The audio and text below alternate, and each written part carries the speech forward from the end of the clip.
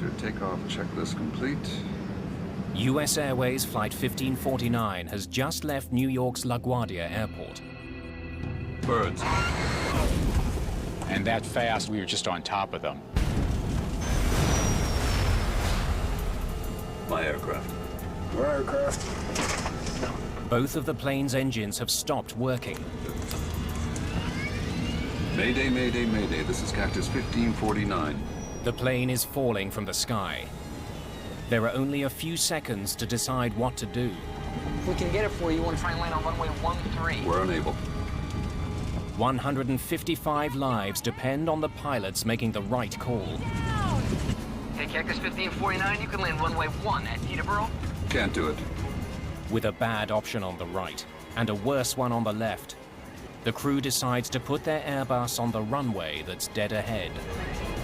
We're going to be in the Hudson. Mayday, mayday.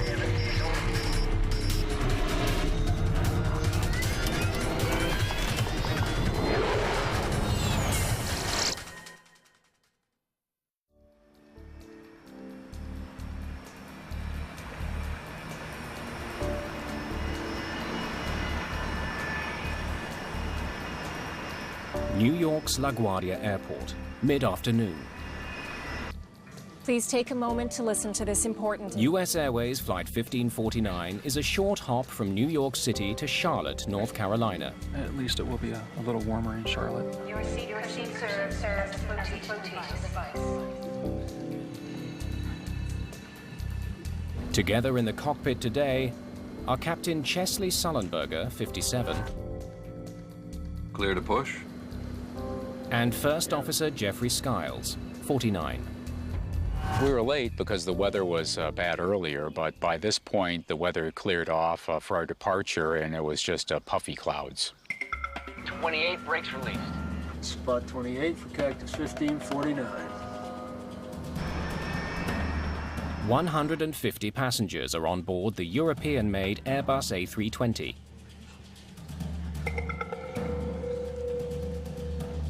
Businessman Clay Presley is on his way home to Charlotte.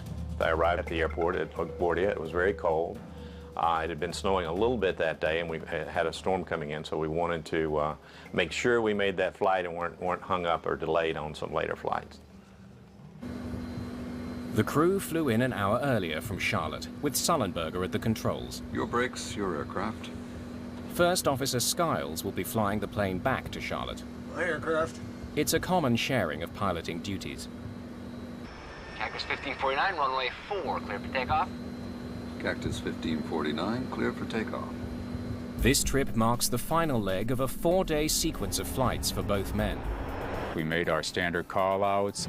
It was just a normal takeoff, normal procedures on the climb out. There was absolutely nothing at all to indicate that this would be any different than any other takeoff in my entire career. But by the end of the day, they'll be the most famous crew on the planet. Gear up, please.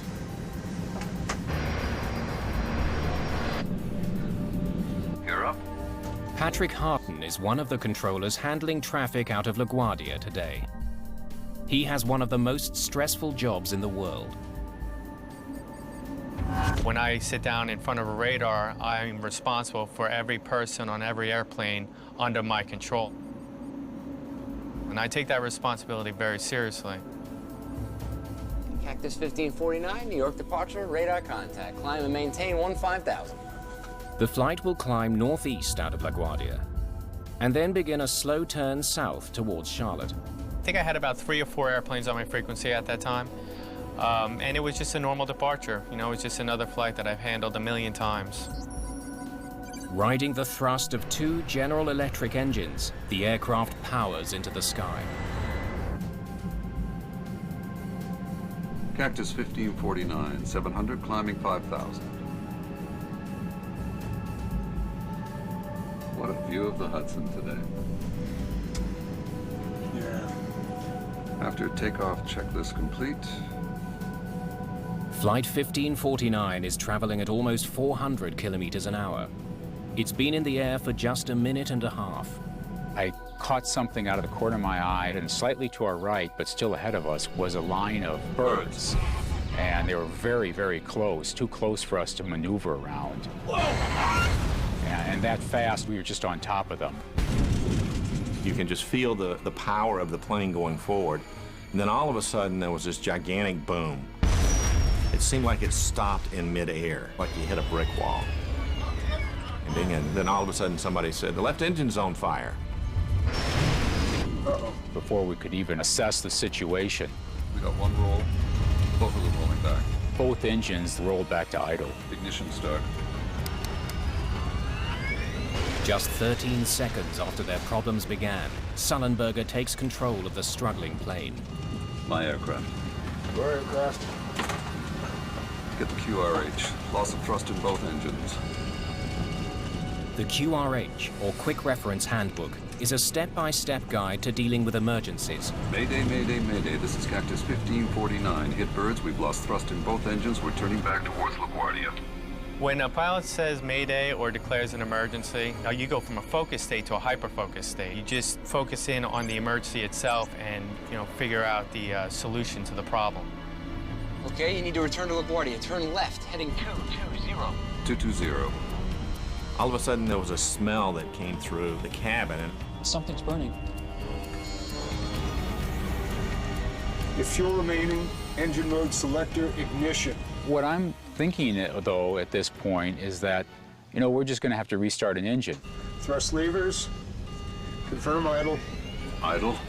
The procedure is to try to restart the engines, and I always had faith we could do that.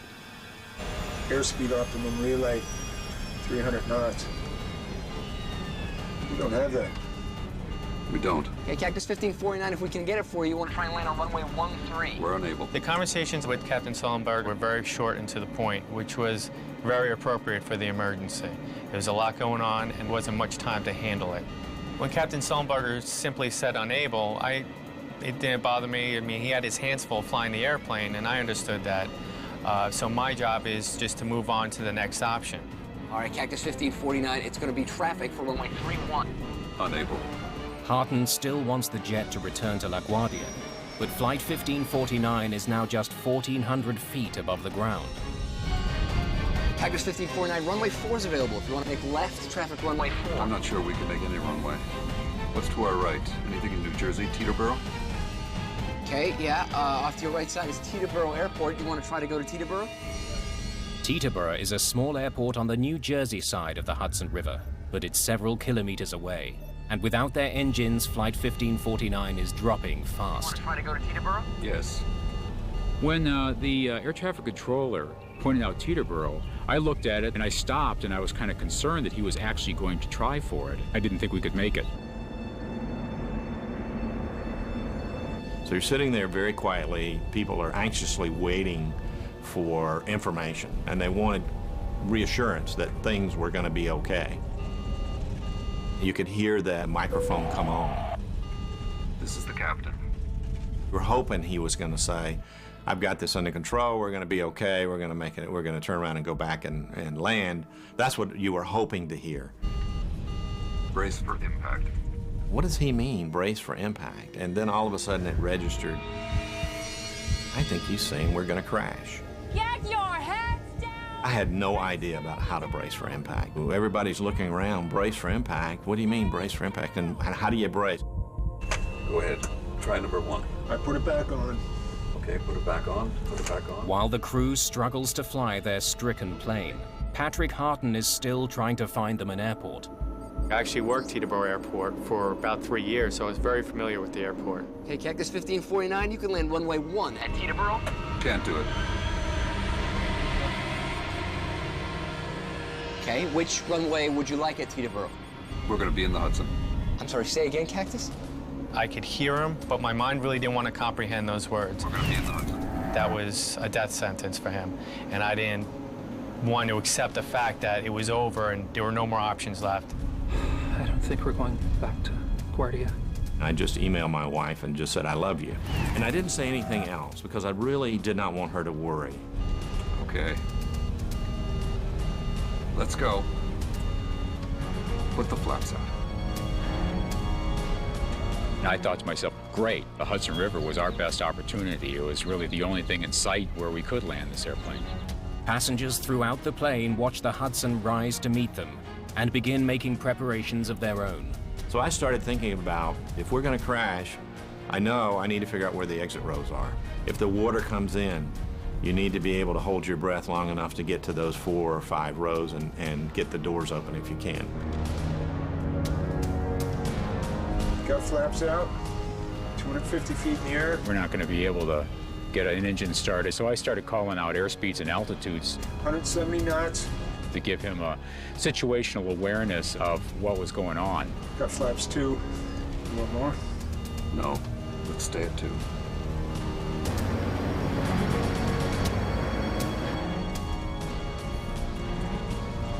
Got any ideas?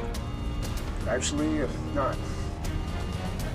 I was so focused on what we were doing, and I always thought it would work out. Below 300 feet, Patrick Harton's radar can't see the plane. Flight 1549 disappears. When the aircraft disappeared off my radar, I just assumed that there weren't going to be any survivors. In the cabin, the passengers prepare for the inevitable. All the passengers really started kind of pulling together, and somebody yelled out as we were going down. You ready at the doors? The folks at the door says, "We're ready." I was just scared to death. We're going to brace.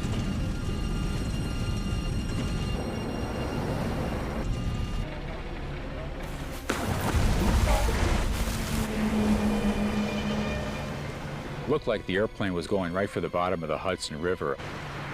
All we saw was water cascading over the windshield. It was like a tornado. Pieces of the plane were being torn apart. Some people were thrown around pretty good. Then the airplane popped up, and it was just sort of gently rocking in the waves.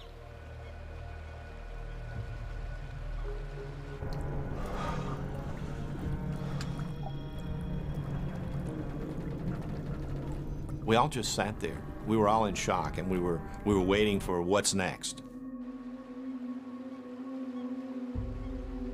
US Airways Flight 1549 was in the air for just 5 minutes and 8 seconds. Having made a remarkable landing, the passengers and crew now face a new danger. The plane is leaking. The ice-cold water of the Hudson is pouring into the cabin.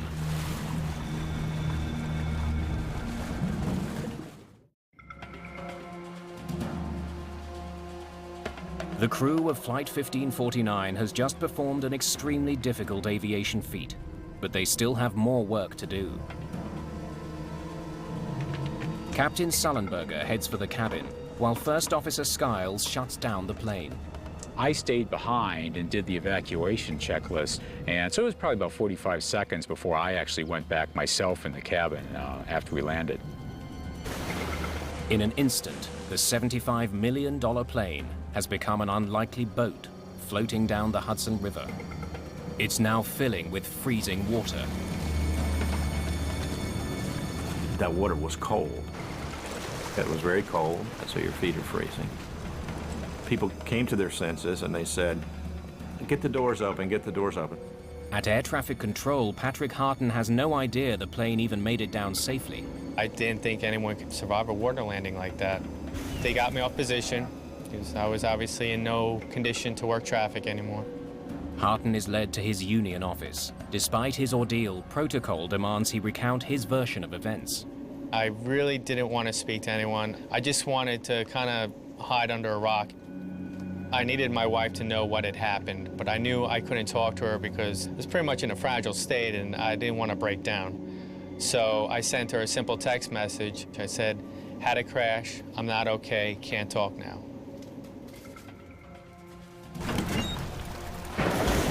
Passengers nearest the exits open the doors quickly, while Sullenberger and the cabin crew begin managing the evacuation. I just jumped up very quickly and started making my way to the emergency door. And so I worked my way out onto the wing, just a few steps to start with. I started noticing that people around me had their flotation devices. They'd pulled up their seat bottoms, or they had a life jacket that they'd taken. I had nothing with me. Skiles heads back to help the crew in the cabin get passengers out of the sinking plane. He knows there's not much time, and one of the flight attendants has been injured. I went back to about mid-cabin, and Sully and I and two young men were getting seat cushions and life vests, which are underneath the seats, and we're passing them out. And I'm looking around trying to assess the situation. Is the plane going to blow up? What's the next step? Yeah, there were actually probably 6 or 8 people that went into the water. And they were shivering and they were cold. We started pulling them back up onto the wing. At the back of the plane, water continues pouring in. Passengers are directed to move forward to escape. Go over the seats if you have to. This unwieldy boat won't be floating much longer. We were actually in the water, up to our knees, and it was just absolutely freezing cold. Every part of your body that was in that water just ached to the bone. Come forward! Is there anybody here? We were very confident there was nobody left on the airplane, but what was going on the wings, we just had no idea. Skiles and Sullenberger are the last ones off the plane. I just saw the big splash when the plane just bounced over the water. A small commercial airline crashed into the water. They've been in the water more than 10 minutes already. LaGuardia Airport has sent out an alert to New York's emergency services. In the middle of the Hudson, 155 frozen people hope that help will arrive in time. I saw the first ferry, and I could see the wheelhouse. I felt like, okay, we're really going to be okay. There was a sigh of relief. First on the scene are passenger ferries that have been shuttling people across the Hudson. They are eventually joined by the Coast Guard and fire department. The atmosphere on the ferry was still one of concern because we didn't know whether all the passengers got off the plane at that point in time. I was sitting in the union office preparing to make my statement. Where do I start? And that's when one of my friends popped their head into the office and said, "Hey, Patty, it looks like everyone made it." And I was like, really? That was incredible news. I mean, I was still traumatized by the event itself, but the fact that everyone made it was just, it's like the weight of the world was lifted off my shoulders. The entire nation looks on as every single passenger and the entire crew of Flight 1549 is brought to safety.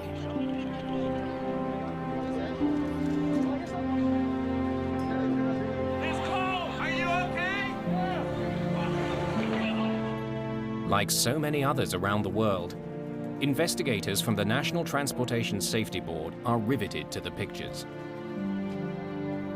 Hey, you gotta see this.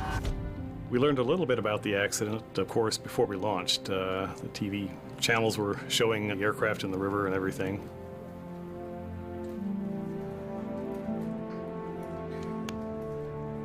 All agree that the landing is extraordinary. I think it was a miracle, and very blessed to walk away. I reached over to Captain Sully and just said, "I just want you to know you saved my life and everyone's lives here." In my mind, we were dead, and every one of us came out of that alive. It's a miracle. By evening, the plane is almost completely underwater. The current is pushing it towards the edge of the river. The aircraft was tied up against the pier, and we went down to look at it to see what we were up against, of course. But we can't do much at night. NTSB investigator Harold Reichel arrives on the scene. The water was dark, of course. We just saw the tail and most of the fuselage, and one of the wings was underneath the water. We knew it was going to be quite difficult to get it, A, out of the water, and then B, to a place where we could examine the components of the airplane in a more controlled manner. For investigators, it's an unusual situation. Normally, their main task is to uncover the cause of a crash. With Flight 1549, the cause seems obvious. Birds. The original Mayday call was clear. Mayday, Mayday, Mayday. This is Cactus 1549. Hit birds. We've lost thrust in both engines. We're turning back towards LaGuardia. Okay, you need to come back. The crew reported that they hit several birds shortly after takeoff. I think everybody realized that a bird strike had occurred. What people didn't know was what kind of birds brought the aircraft down, whether it might have been a combination of a bird strike plus something else, whether the crew acted and flew the aircraft as they should have. My aircraft. Your aircraft. Get the QRH. US Airways pilot made an incredibly skillful emergency landing in the Hudson River. Investigators want to interview both pilots, but their sudden fame makes them hard to get to. It became a little bit more difficult than usual to A, locate the flight crew, and then B, to talk to them. They were instant heroes.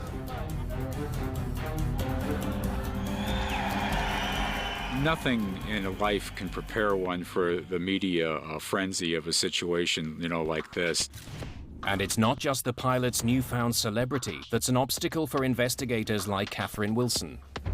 One of the most challenging things in this case was nobody wanted to sully Sully.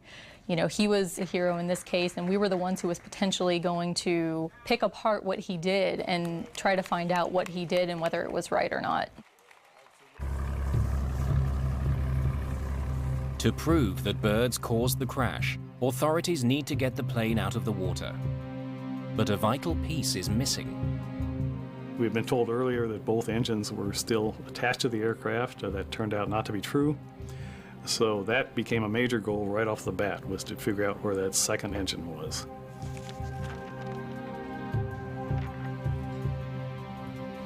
We didn't know exactly where it was. Let's focus on this area. But we had films of the aircraft actually touching down, and we could cross-reference different things. We used some side-scanning sonar that gave us a very clear picture of the bottom.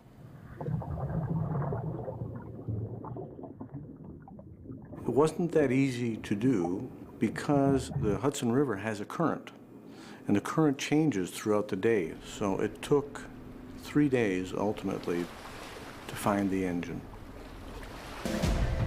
Within days, the recovered engine and the rest of the aircraft are moved to a warehouse in New Jersey, so investigators can study the wreckage more carefully. We certainly couldn't do it out there at the edge of the Hudson River, and you can imagine how interesting it was to take an airplane 150 or 200 feet long through a very, very populated area in New Jersey. As the plane is being moved, investigators work with the voice and data recorders. Okay, let's hear it. Which were in the most damaged part of the plane, the tail. The cockpit voice recorder and the flight data recorder were in virtually pristine shape. The aircraft had sustained quite a bit of damage in the rear end, but the recorders themselves survived very well. We were really lucky. All of the data was able to be downloaded normally. We got one roll, both of them rolling back. Listening to the CVR provides vital insight into how the crew responded to the emergency. In this case, both Captain Sullenberger and First Officer Skiles acted extremely professionally. Ignition start.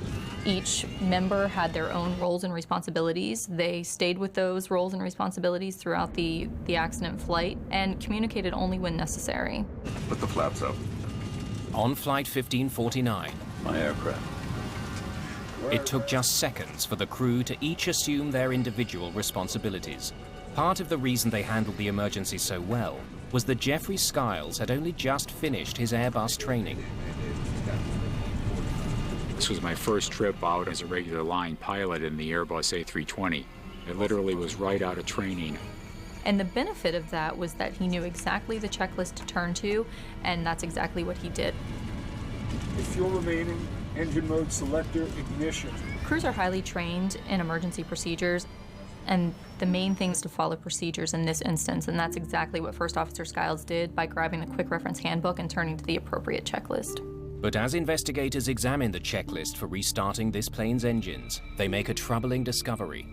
It was assembled for an event that occurred 20,000 feet in the air, where a crew would have plenty of time to slowly and carefully go through a 3-page checklist, the end of which was, how do we ditch the airplane? So it was a 3-page checklist, and really, I only got to about the page and a half through this checklist in the time that we had. airspeed optimum relay. The crew spent a lot of time trying to restart the engines when they could have been focusing on preparing the airplane for the ditching. 300 knots. You don't have that. We don't. Overly complicated checklists have played a role in deadly plane crashes in the past. In 1998, a fire broke out on board a Swiss Air passenger jet. The checklist the crew used for that situation would have taken them up to half an hour to complete. It's a half hour they didn't have.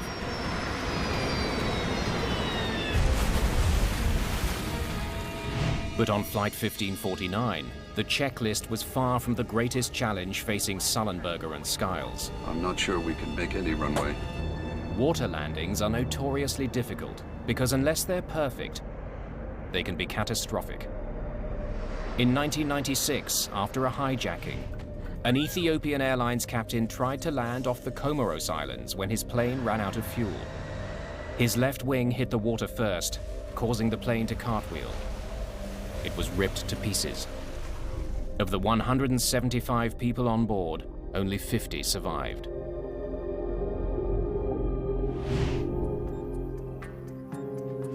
Investigators soon learn that none of the major airlines use simulators to teach pilots how to land on water. Training for ditching in a simulator is very difficult. We don't have the models to accurately simulate what an airplane would do when it touches down on water. Given the rarity of this type of event, it would be very difficult to justify training pilots for this type of event. But even without ever going through a simulation, Captain Sullenberger got almost everything right. He kept the nose up and wings level. He let the tail hit the water first, slowing the jet down enough so that it survived the impact. Nice flying. NTSB investigators turned to their own simulation to answer a vital question. This is the captain. Did Sullenberger have to land in the Hudson? Brace for impact. Or could he have made it to a runway? Mayday, mayday, mayday. This is Cactus 1549. Hit birds. Investigators studied Chesley Sullenberger and Jeffrey Skiles' actions in the moments after their plane collided with birds.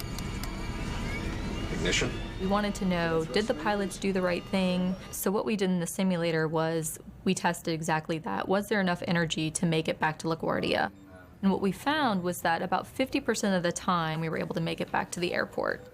But when a 35-second delay is imposed after the bird strike to account for the crew's attempt to restart the engines, all of the simulator pilots crash before reaching the runway. When we took into consideration the decision-making process that Captain Sullenberger went through, we realized that it was not possible to make it back to the airport. Cactus 1549, runway 4 is available. There's no doubt. We're going to be in the Hudson. Putting the plane in the Hudson was the right call.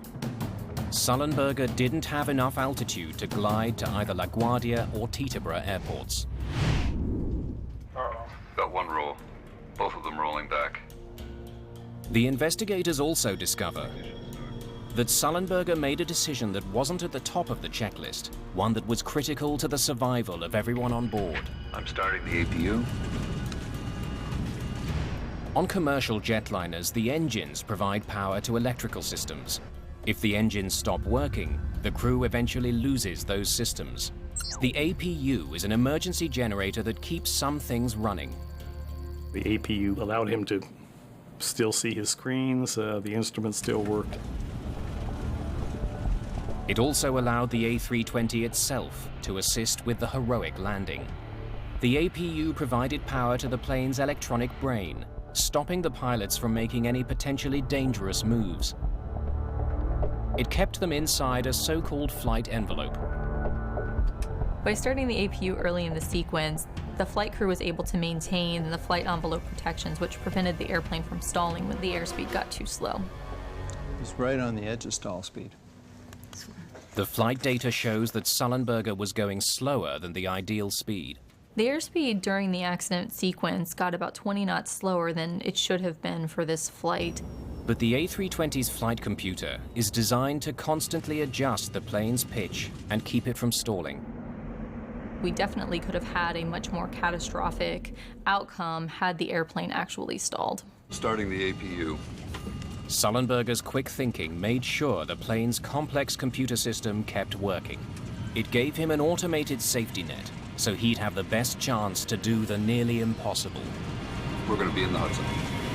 It was a combination of a good crew and a good airplane. Let's go. Put the flaps out. The captain had the presence of mind, for instance, just before they were about to land, a couple of 100 feet in the air, to turn to the first officer and ask, "Got any ideas?" Actually, not. They were both coordinating right up to the end, and that's what we like to see. Skill, training, and the aircraft's very design combined to save the lives of 155 people. But investigators still want to know how birds crippled two highly advanced jet engines, and if they can stop it from happening again.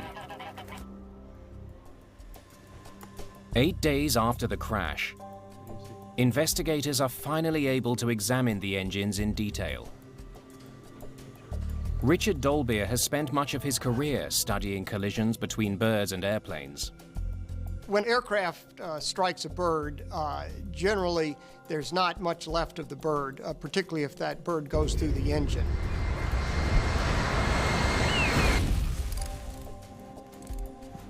The engines are analyzed piece by piece to try and figure out exactly what happened 3,000 feet above New York. Let's look inside. We expose the engine surfaces to a black light.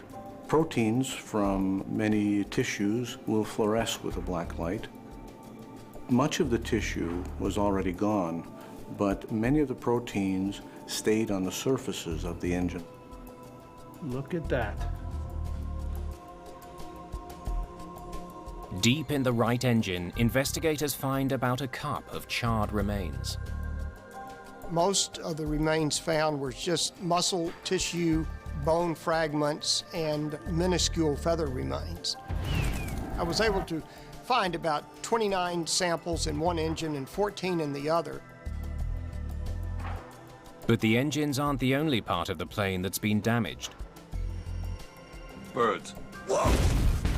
The aircraft hit many birds. So we found evidence on the wings and on the flaps and on the fuselage, but the plane can still fly when that occurs. The threat posed by bird strikes is well known. Bird strikes are a much bigger problem than the general public realizes. In the last 20 years, there have been approximately 210 aircraft that have been destroyed because of collisions with birds. This Boeing 757 ingested a crow while taking off from Manchester, England, later landing safely. In 2008 alone, there were 4 dramatic accidents. A Boeing 747 sucked a kestrel into one of its engines. The crew aborted takeoff and survived. The plane was ruined. This jet ingested pelicans into both engines, and one ended up in the cockpit. Repairs cost $2 million. The engine of an MD-10 was severely damaged by a gadwall. The repair cost was $900,000. And 5 people were killed when this Cessna smashed into at least one pelican.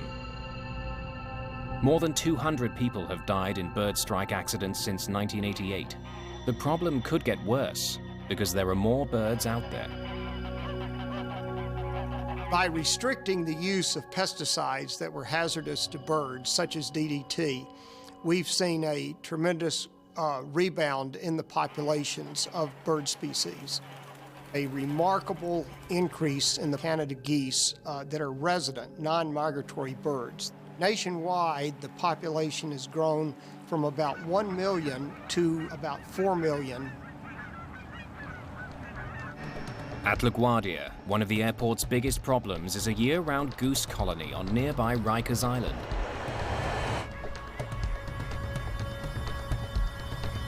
From the year 2002 to 2004, there were 8 Canada goose strikes at LaGuardia Airport involved birds either on the airport or right off of the airport. One of those strikes almost caused a plane to crash, and it was a very close call. For the past several years, airport officials have rounded up hundreds of geese from Rikers Island and euthanized them. It's controversial, but should be effective. So, where did these birds come from? If the geese that hit US Airways Flight 1549 were local, they can be controlled. Investigators need to know more about them. The remains that we did find were so small that we couldn't really tell what type of birds. We enlisted the help of the Smithsonian Institution. They can take remains, even very small remains, small pieces of feathers or flesh or whatever, and they can identify them. The hope is that DNA analysis of the remains will not only confirm the bird's species, but also offer clues as to where they came from.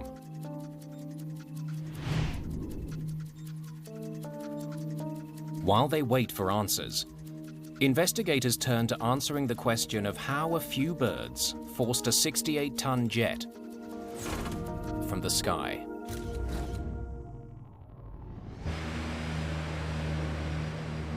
Before they can be used in a passenger jet, engines undergo rigorous testing to prove they can perform under extreme conditions. The tests include ingesting frozen bird carcasses. The CFM turbofan engines that power the A320 passed those tests and were certified in 1996. The large bird test required for the CFM engine is shooting a 4-pound bird from an air cannon into the engine, which is running at near full power. To pass, the engines don't have to keep running. They only have to stay together, which they did on Sullenberger's plane. Well, the engines did not experience what we call uncontained failures. No large chunks of fan blades or anything flew out through the cowls to hurt people inside the airplane. Fan blades are always the most interesting part to look at, and they often tell quite a story. A series of fan blades throughout the engine compress incoming air until it's ignited in the core, creating thrust. Ingested birds can wreak havoc on this process. When a fan blade of an engine fails, it causes a lot of continuing damage. In this particular case, all the fan blades were there. They suffered severe damage, but none were broken. An analysis of the engines shows that while the primary fan blades survived the impact, the delicate machinery inside the cores of both engines did not. Uh-oh. We got one roll, both of them rolling back. Once we went into the engine itself, into the core, we determined that there was significant damage. When a bird gets ingested into the core, it is such a large mass compared to these blades that it does a lot of damage to them. The birds ingested into Flight 1549. Mayday, mayday, mayday, this is Cactus 1549. Ripped apart the engine's compressors. Metal shards from these broken compressors were sucked deep into the cores of both engines, shutting them down. We've hit birds, we've lost thrust in both engines.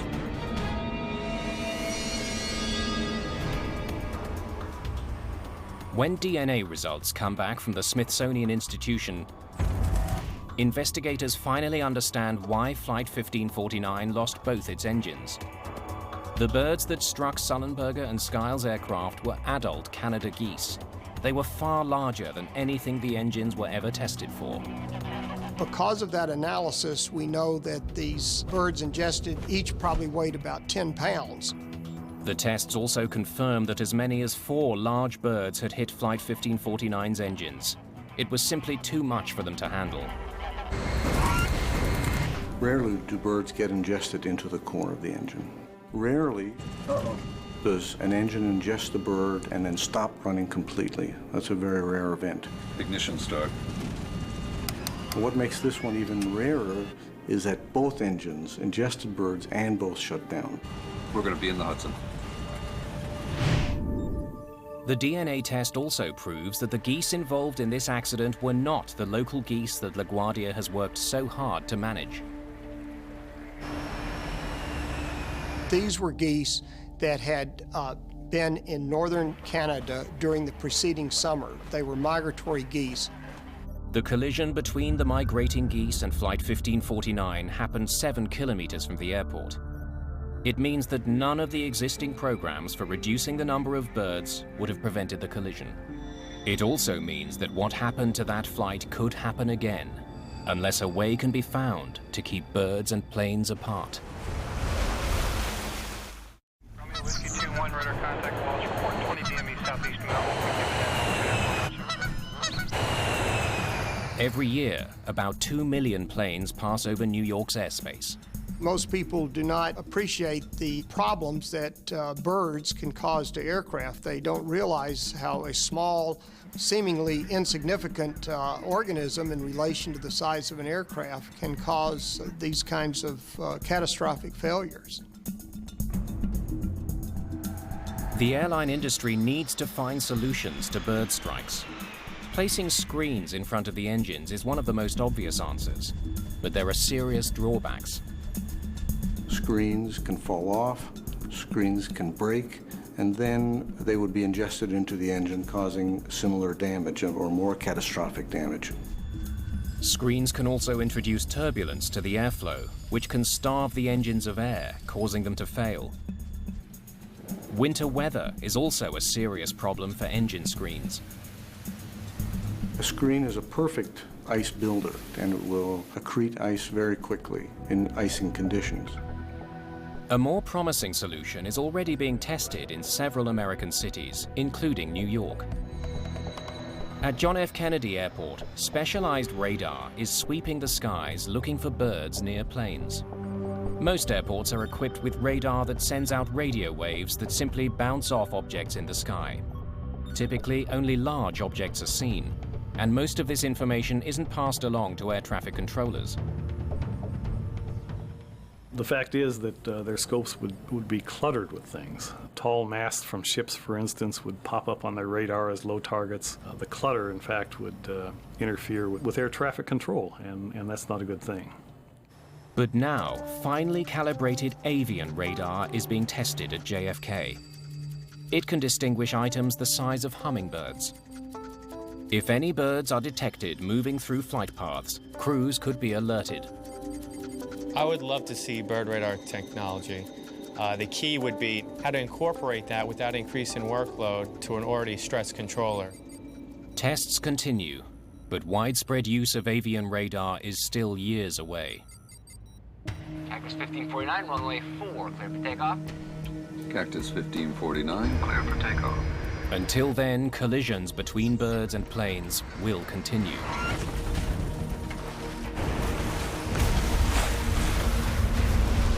What the safe outcome of Flight 1549 proved is that right now, the best defense against this threat is a good team in the cockpit.